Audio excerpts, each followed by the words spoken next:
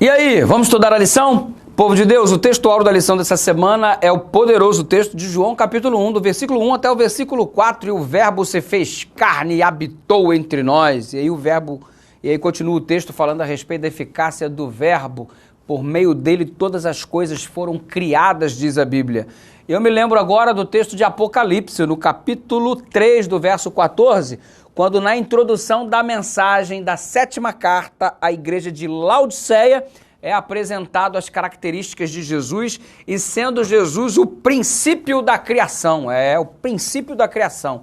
E por falar em criação, a própria mensagem angélica de Apocalipse 14, verso 7, diz aquele que fez os céus, a terra, o mar e as fontes das águas.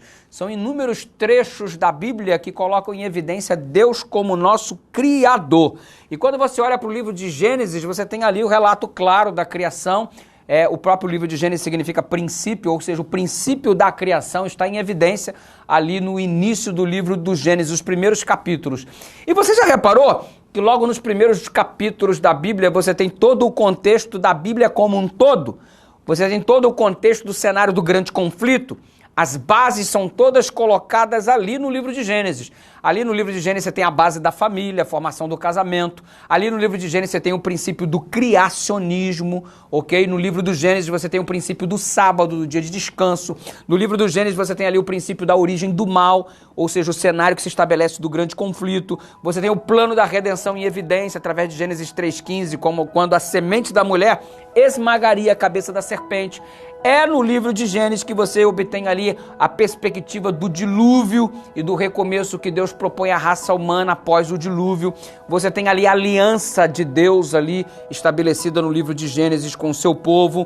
Você tem as línguas em evidências e a separação e a distinção dos povos. As genealogias como um processo de cronologia apontando para todos aqueles que virão. Você tem ali o estabelecimento do princípio do casamento e da família, como já disse, e a administração da terra também. Enfim, os fundamentos de toda a Bíblia e o relacionamento do ser humano para com Deus está estabelecido no princípio do Gênesis.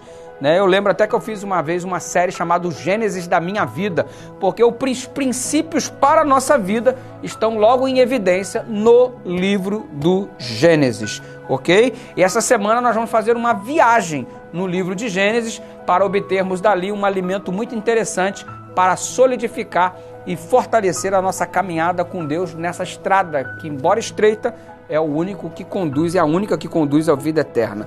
Todos os princípios e ensinamentos de doutrina da Bíblia têm estabelecido aí sua fonte no livro de Gênesis. Então vai ser muito gostoso viajar no Gênesis junto com você, em nome de Jesus Cristo. Que seja o Gênesis da sua vida, os fundamentos de Deus aí no solo do seu coração. Vamos em frente?